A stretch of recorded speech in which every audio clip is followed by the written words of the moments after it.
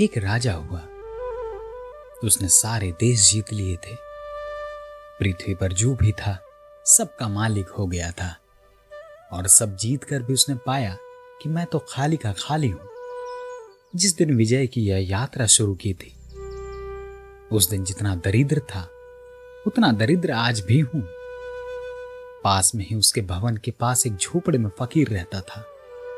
उसने उस फकीर को बुलवाया और पूछा कि तुम तो दरिद्र हो, तुम्हारे पास कुछ भी नहीं, फिर भी सुबह सांझ तुम्हें गीत गाते देखता हूं और सब कुछ है मेरे पास, और जो भी उपलब्ध किया जा सकता है सब मैंने पा लिया है, लेकिन मेरे जीवन में दुख और उदासी के सिवाय और कुछ भी नहीं।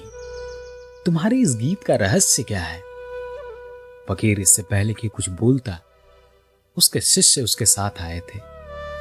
उन्होंने कहा कि हमारे गुरु ने अमरता प्राप्त कर ली है, अमरता को उपलब्ध हो गए हैं वो, और जो अमरता को उपलब्ध हो जाता है वो फिर दुख के बाहर निकल जाता है। राजा नीचे उतरा और उस फकीर के चरणों को पकड़ लिया। उसने कहा कि किसी भांति मुझे भी अमरता मिल जाए, मैं भी अमृत को उपलब्ध हो जाऊं। फकीर बोला, बहुत ही सरल बात है। व्यर्थ ही तुमने दौड़ धूप की, इतने राज्य जीते, यहीं पास में पहाड़ी के पास एक झरना है, और उस झरने का पानी जो भी पी लेता है वह अमर हो जाता है। तो तुम जाओ और उस झरने का पानी पी लो, लेकिन एक शर्त है, अकेले जाना, और कोई कितना भी रोके रुकना मत, क्योंकि जो रुक जाता है फिर पी नहीं पाता। और हां, अकेले जाना, किसी को साथ मत ले जाना, और अगर वहां कोई रोके तो रुकना मत, तुम पी ही लेना। राजा और क्या चाहता, राजा और क्या चाहता? आपको भी अगर कोई बताने वाला मिल जाए तो आप क्या चाहेंगे? और फिर पास ही झरना भी था, पहाड़ी करीब थी।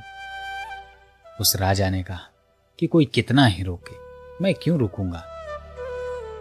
अगले दिन राजा गया। पहाड़ी के इस पार ही उसने अपने सारे साथियों को छोड़ दिया। वह अकेला ही पैदल उतरा और पहाड़ी के झरने के पास पहुंचा। जैसे ही वह झरने में हाथ डालने को था, पीछे से अनेकों लोग चिल्लाए, रुक जाओ, अन्यथा मुश्किल में पड़ जाओगे। एक क्षण तो उसे लगा कि इसमें रुकने की क्या बात है, लेकिन पीछे से आवाज आई, इतनी जल्दी भी क्या है, इतनी जल्दी भी क्या है, एक क्षण हमारी बात तो सुन लो, फिर पी लेना। और उसने देखा तो पीछे बहुत सारे वृद्ध, बहुत कुरूप, वहां तो जंगल उनसे ही भरा हुआ था। उसने पूछा, यह क्या बात है? उन्होंने कहा कि हम सब इसी झरने का पानी पीकर भूल में पड़ गए, अब मरना मुश्किल हो गया। हम मरना चाहते हैं और मरने का रास्ता नहीं है, और हमें हजारों वर्ष हो गए हैं, हम बूढ़े हो गए हैं, हाथ पैर कमजोर हो गए हैं, आंखों में दिखाई नहीं पड़ता, लेकिन मर नहीं सकते। पहाड़ से गिर पड़ते हैं, हाथ पैर टूट जाते हैं, लेकिन मौत नहीं आती। जहर खा लेते हैं, कुछ समय के लिए सुस्त हो जाते हैं, लेकिन मौत नहीं आती। कोई भी उपाय कर लें, हम मर नहीं पाते। तुम रुक जाओ, थोड़ा समझो, हमारी बड़ी दुर्गति हो गई है। अगर फिर भी तुम्हें पीना है तो तुम पी लो। एक क्षण तो उस राजा ने खड़े होकर सोचा। यह तो सोच में विचारणीय था, अमर होकर फिर क्या करेंगे? और उन बूढ़ों ने कहा कि हम बड़ी मुश्किल में पड़ गए हैं। पहले सोचा था कि अमर हो जाएं, अब रोज रोज वही दोहरा रहे हैं, रोज रोज वही दोहराते दोहराते हम थक चुके हैं, हम घबरा गए और मरना चाहते हैं। परमात्मा की बड़ी कृपा है कि लोग मर जाते हैं, और हम अपने हाथ से अभागे हो गए, क्योंकि हमने इस झील का पानी पी लिया, इस नदी का पानी पी लिया। राजा वापस लौट आया। आप में से कोई होता, मैं समझता हूं सारे लोग वापस ही लौट आते। फकीर ने पूछा, कैसे वापस लौट आए? राजा ने कहा, यह तो बड़ा कठिन है। बूढ़े हो जाएंगे, दुर्बल हो जाएंगे, इंद्रियां शिथिल हो जाएंगी और मरेंगे नहीं, तब तो और भी बड़ी कठिनाई होगी। तो उस फकीर ने कहा, इसमें भी क्या बात है? तुम्हारे भवन की दूसरी तरफ जो पहाड़ी है, वहां ऐसे फल हैं, उन्हें कोई खा ले तो फिर बूढ़ा नहीं होता। तो उन फलों को खा लो और सदा के लिए चिरयुवा हो जाओ। और फिर जाकर पानी पी लेना तो कभी नहीं मरोगे। उसने कहा कि यह बात कुछ समझ में आती है, लेकिन फिर फकीर ने कहा, वहां भी तुम्हें अकेले जाना होगा, और कोई कितना भी रोके रुकना मत।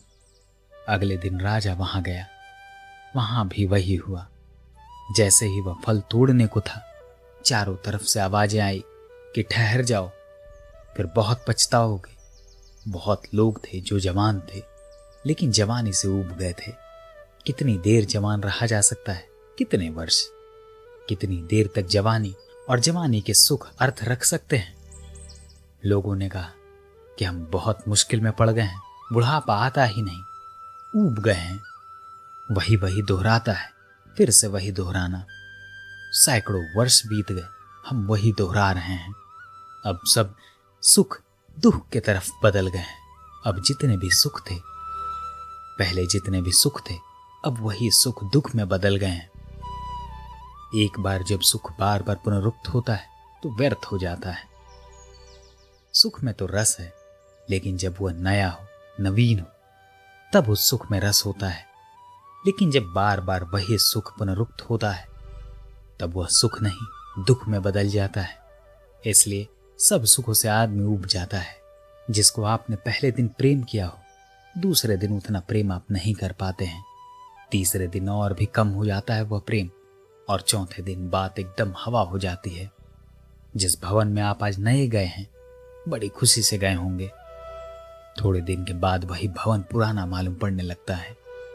मन नए भवनों में जाने के लिए उत्सुक हो जाता है। जिस धन को आपने पाया है, पाकर जिससे प्रसन्न हुए होंगे, थोड़े दिन के बाद वह व्यर्थ हो जाता है, क्योंकि वही धन काफी नहीं है। मनुष्य का मन नए से नया चाहता रहता है। अब उन युवकों ने कहा कि तुम बहुत मुश्किल में पड़ जाओगे, हम घबरा चुके हैं, परमात्मा किसी भांति हमें बूढ़ा कर दे। राजा ने जब यह बात सुनी तो वह लौट आया और उसने आकर फकीर से कहा कि यह बड़ा कठिन है। हालांकि यह कहानी बड़ी अर्थपूर्ण है। इसलिए अर्थपूर्ण है क्योंकि कुछ चीजें छोटे में ठीक से दिखाई नहीं पड़ती। जब तक उन्हें बड़ा करके ना देखें, तब तक उसका महत्व समझ में नहीं आता। हमारी जिंदगी इतनी थोड़ी है, जवानी इतने थोड़े दिन टिकती है, जीवन इतना छोटा है कि हमें उसकी व्यर्थता दिखाई नहीं पड़ती। उसे थोड़ा अगर मैग्नीफाई करें, उसको थोड़ा जूम करके देखें, जिस जिंदगी को आप जी रहे हैं सुबह से सांझ तक, अगर ऐसी ही जिंदगी 1000 वर्ष आपको जीनी पड़े, 1 लाख वर्ष आपको जीनी पड़े, 1 करोड़ वर्ष आपको जीनी पड़े, तो क्या होगा? आप बिल्कुल घबरा जाएंगे, ऊब जाएंगे, संताप से भर जाएंगे। अगर इससे और थोड़ा बड़ा करें तो आप बड़ी मुश्किल में पड़ जाएंगे। हालांकि हमारा जीवन इतना छोटा है कि हमारी आंखें इतनी गहरी चीजों को नहीं देख पाती। अगर थोड़ी अपनी जिंदगी को लंबा करें और लंबा करें तो आपको सब दिखाई पड़ेगा कि आप जो कर रहे हैं वह भी सब उबा देगा। जो आप दिन रात एक ही काम कर रहे हैं वह आपको परेशान कर देगा। लेकिन अगर कोई चीज 1000 वर्षों में उबा देगी तो क्या 100 वर्षों में अर्थपूर्ण हो सकती है?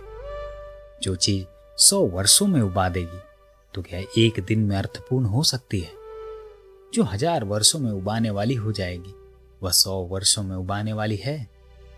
वह एक दिन में उबाने वाली है, वह एक क्षण में उबाने वाली है। क्योंकि जिसे हम जिंदगी जानते हैं, अगर वही जिंदगी है और हमेशा के लिए हमें दे दी जाए, तो इससे बड़ा कोई कष्ट नहीं, इससे बड़ा कोई नर्क संभव नहीं है। निश्चित ही वह जिंदगी जिंदगी नहीं होगी। अगर कोई आए और आपको कहे कि जो आपकी जिंदगी है, जो भी आपकी जिंदगी है, हम सदा को अनंत काल के लिए आपको दिए देते हैं, तो क्या आपके प्राण थरथरा नहीं जाएंगे, घबरा नहीं जाएंगे? और अगर अनंत काल तक किसी को भोगने से प्राण घबरा जाएंगे, तो जो विचारशील है वह आज ही घबरा जाएगा।